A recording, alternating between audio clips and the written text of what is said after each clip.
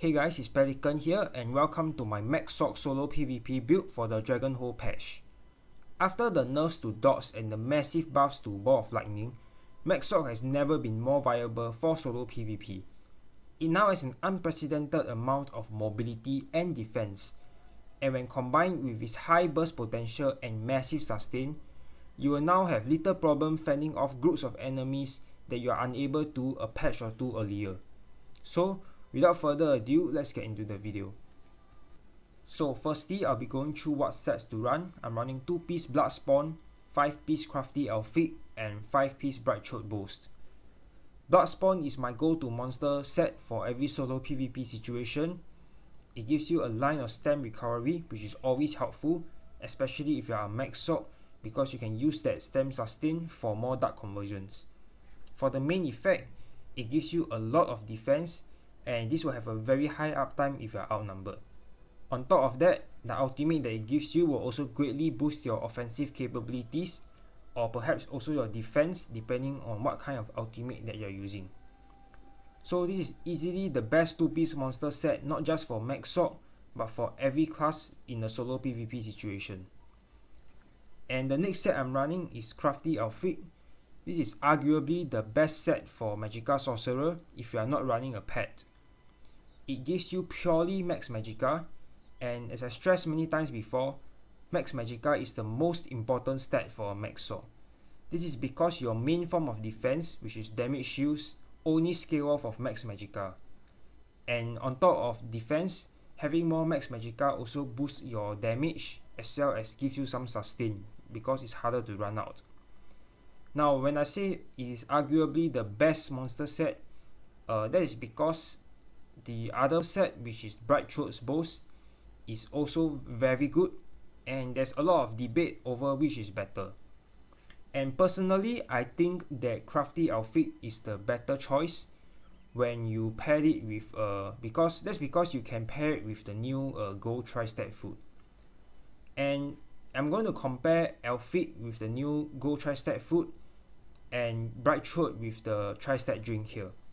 So as you can see, when you adjust for the same amount of stem and HP, you can see that Elfic gives you a lot more Max Magicka as well as HP recovery, while Bright Throat gives you a lot more Magicka recovery. And the main reason I think that Elfic is the better option here is because Max Magicka is a lot harder to come by. You can get the extra mag recovery you get from Bright Throat can be received from jewelry glyphs, and you can sacrifice spell damage for mag recovery, which is not as detrimental as sacrificing Max Magicka because of how important Max Mag is for Magsorc. So if you are only running either Elfic or Bright Throat, I will recommend Elfic. But in my case, since I'm running both, I will still run the Tri-Stat drink. And I've been trying to find a replacement for Bright Throat, but the thing about Bright Throat is that it is so stat dense that replacing it is just a silly idea. So I think right now the best combo for Magsorc is Elfic plus Bright Throat Boast if you are not using a pet.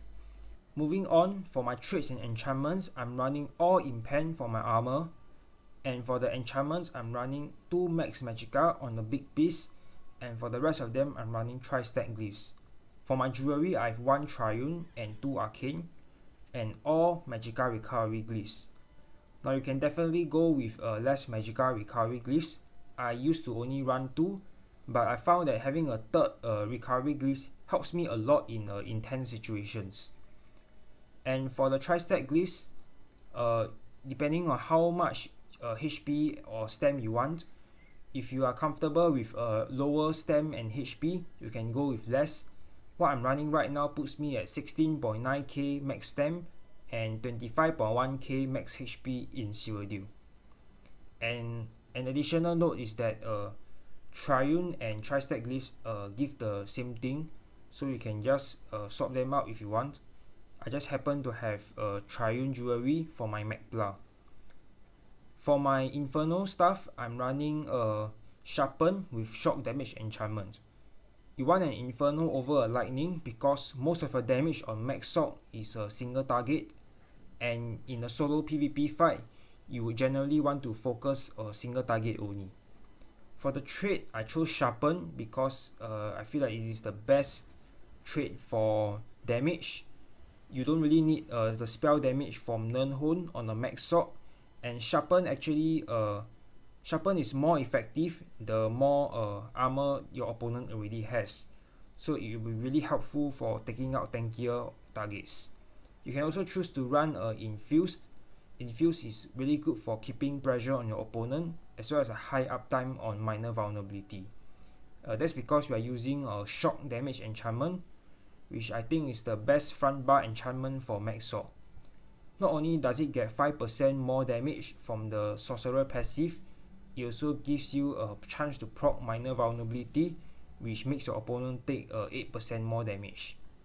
You can also choose to run a poison such as a double dot poison or escapist poison, and poisons actually work really well on this build because you have crushing shock, which hits the opponent 3 times, so you have 3 times the chance of proccing a poison on this setup. On my back bar, I'm running a Sword and Board. Now I chose a Sword and Board because there isn't really any skills on resto stuff that I need. And you can also choose to go Ice Staff if you want more damage. If you want more damage, run an Infused Ice Staff with Weapon Damage Enchantment.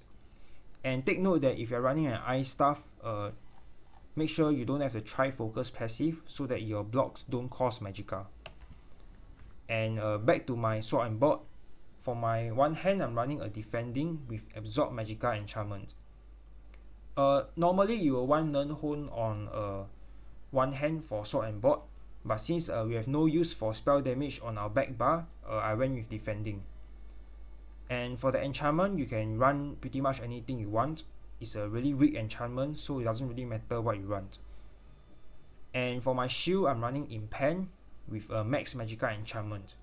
Since our damage shield is on our back bar, having more Max Magicka will greatly increase our defense, and Impan will also give us more defense. If you block a lot, you can choose to run Sturdy instead. Next up, I'll be going through my skill setup. On my front bar, I'm running Boundless Storm, Crystal Frax, Crushing Shock, Haunting Curse, Accelerating Drain, and Ice Command. Boundless Storm is my main defensive buff. It gives me my major resistance as well as does damage to nearby enemies. This damage is extremely important because it will proc my crit surge constantly and give me a massive amount of healing.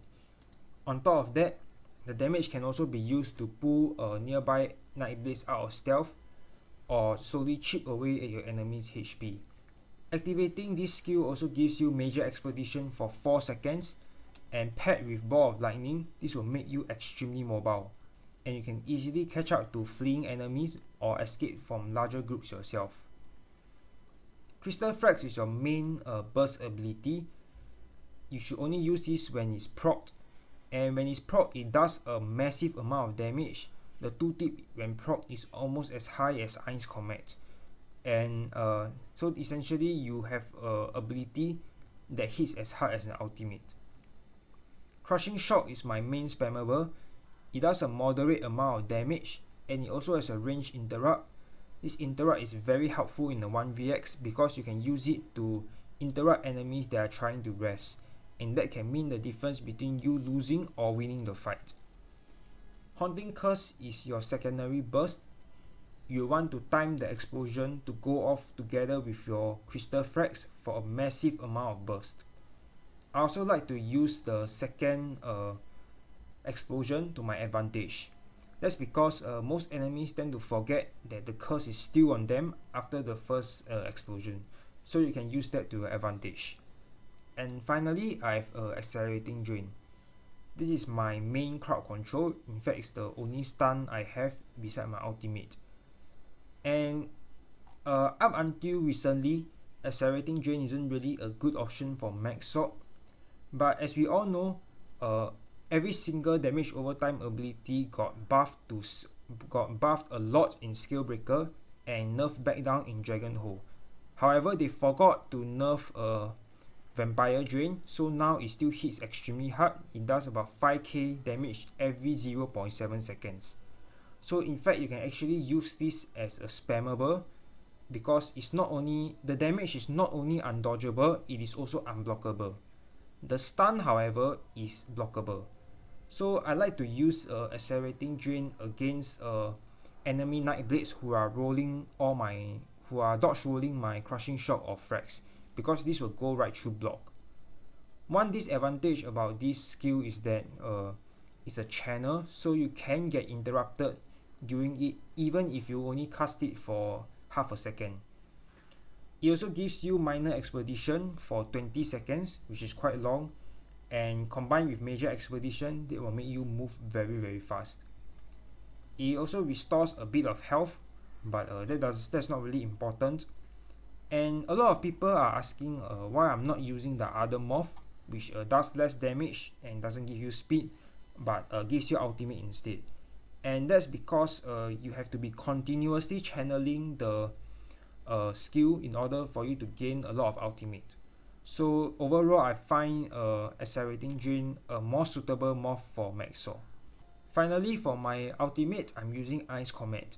Meteor is one of the most common ultimates for Magsorc to use, and it's also very easy to counter, because you have more than a second to react to and block the Meteor. So in order for Meteor to be effective, it's usually used with an unblockable stun such as Streak or Rune Cage. But since the stun from Vampire Drain can be blocked, you might be wondering how will this make a Meteor effective on this build. At first, I was also a bit skeptical on whether Meteor will work, but I soon realized that almost everyone is unable to block the stun from Vampire Drain in time. And I think that's because of how glitchy the animation is for Vampire Drain, and that gives a false impression to the enemy that they have already blocked the stun, when in reality they have not. So the glitchy animation of Vampire Drain makes it combo really well with Ice Comet.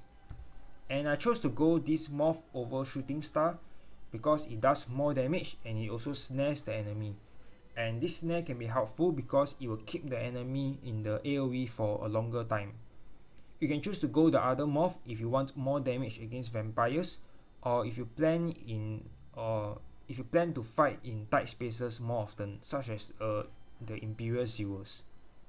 Now, if you watch some of my videos recently, you will realize that I use a variety of ultimates such as Power Overload and Bat Swarm, and I really like having Power Overload when I'm fighting tankier targets, because this will let you pass them down very easily, as Overload does a lot of damage. As you can see, the tooltip is almost as high as Haunting Curse. Bat Swarm is also a good choice. It does a moderate amount of damage and it also gives you some healing. So if you are looking for an ultimate that also has some defensive properties, you can use Bat Swarm instead.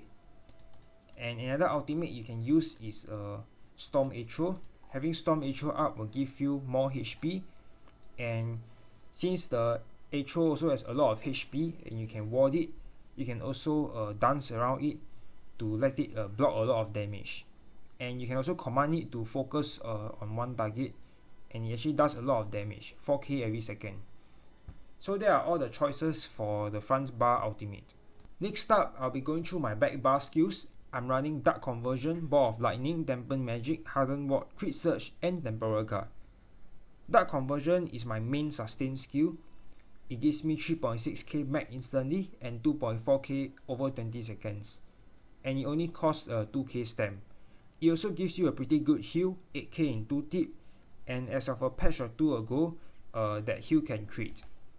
I like to use this skill after I break free due to the Unchained passive, and also because I can't get interrupted when I cast it with CC immunity up. Next up is Ball of Lightning. Now this skill is the reason why Magsorc is so overpowered right now. It is without doubt the best mobility skill in the game. It lets you teleport 15 meters and then it grants you immunity to all roots and snares for 2 seconds. It also absorbs any projectile cast on you after you use this ability for 3 seconds, and this can even include ultimates such as Meteor. And it's not just projectiles that are cast on you. If your friend is near the ball of lightning after you cast it, it will also absorb any projectile cast on him. With this ability, you can escape almost any situation and control almost any fight with ease.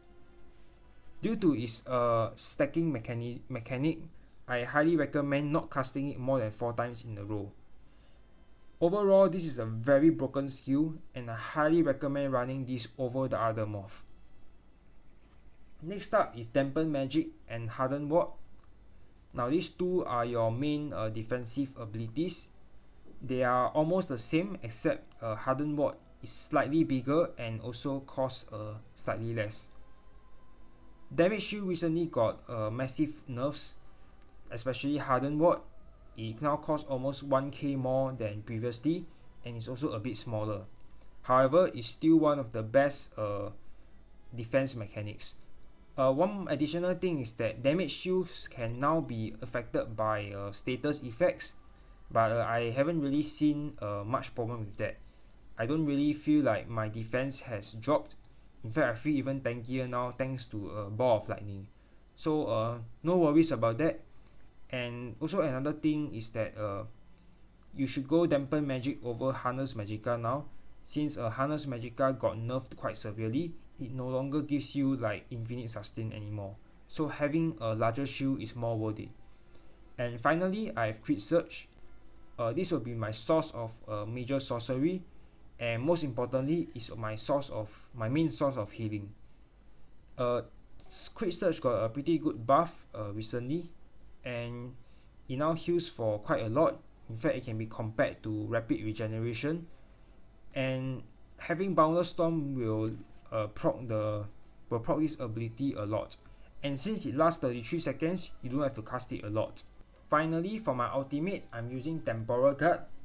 This, in my opinion, is the best backbar ultimate to slot, because simply having it slotted gives you 8% damage mitigation on your backbar, and on top of that, you also get a pretty good damage shield passive, which goes well with Sword and Board. And on top of that, the active part of this ultimate is also really good. You can use it to escape some really intense situations. You can use it to easily outmaneuver and juke your opponents.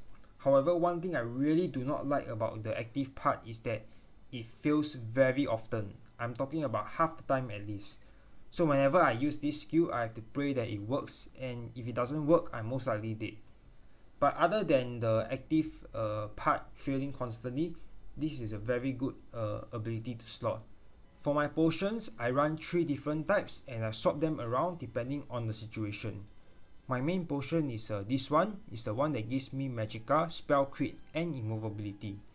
Try and time these potions well. Use them right before your CC immunity from Break Free ends in order to maximize its effectiveness. The other potion I use is the Detection Potions. This is basically the same as my main potion. Instead of giving me Spell Crit, it gives me Stealth Detection. This is really useful when there are a lot of annoying Nightblades spamming Cloak. And finally, the last potion is your standard Tri-Step Pot. I only use this in very intense fights where I need the extra stem sustain to survive. I posted the crafting materials for each of these potions in the description below, so do check it out. Now I'll be going through the remaining stuff. For my attributes, I'm running all points into Magicka, and for my Mundus, I'm running the Mage. For my drink, I'm running the Tri-Stack drink, and I'm also a stage 4 Vampire. We need the Vampire for our main stun, Accelerating Drain, but Vampire also gives you a ton of other benefits, such as more mag and stem recovery, as well as the Undeath passive, which can save you in a lot of situations. One obvious downside of Vampire is that you take more damage from Fire, Dawnbreaker, as well as Prismatic enchantments, but I feel like this is not as much of an issue anymore, because I rarely encounter any Magicka DKs in PvP, and I think that's because of all the nerfs it has gotten recently. Also, Most stem players I encounter do not use Dawnbreaker now, instead they use Onslaught. So I feel like having Vampire is not as much as a downside as it is before, and the pros of having it massively outweigh the cons. Next up, for my race, I'm a High Elf. I chose High Elf because it gives me a lot of stem sustain, which is very useful, especially if you are a Magsorc. It also gives you 2k max magicka and some spell damage, and you also have a passive that gives you some resistance when you are channeling an ability. This can be really useful when you are channeling Dark Conversion, and having the extra resistance really helps because you are most vulnerable when you are channeling Dark Conversion. Also, in case you didn't know, channeling heavy attacks such as your Sword and Board Heavy can also proc this passive. Now obviously Breton and Dark Elf are also very good choices, and if you're having trouble deciding which race to go, I highly recommend checking out my Magsorc racial guide that I made a few patches ago. And other than that, make sure to have your Undaunted passive. I'm running 5 light, 1 medium, 1 heavy, and also make sure to have your alchemy passive. Lastly, I'll be going through my CP setup. This is just my setup. You can customize it more to suit your own playstyle. For the blue tree, I'm running 72 Elf Bond, 64 Ally Expert, 44 Spell Erosion, 81 Master at Arms, 9 Staff Expert. You can choose to run more into this if you use Overload more. Nothing into this. 66 Ironclad, 47 Resistant, 32 Hardy and Ally, 56 into Thick Skin. You can choose to run less into Thick Skin since dots are so weak now, but just make sure you still have your Unchained passive. And 37 into Bastion. For my green tree, I'm running 34 Warlord, 31 Sprinter and 1 Siphoner. You will want 1 Siphoner just to give Templars, Wardens and Necromancers an extra thing to purge. And I'm running very little into Warlord because I have immovability pots. 49 into Arcanist, 27 Mooncalf, 72 into Tumbling, and 56 into Shadow Wall. So that's all for the build video. I hope you guys enjoyed it. Do let me know in the comments if you have any questions, and I'll see you in the next video.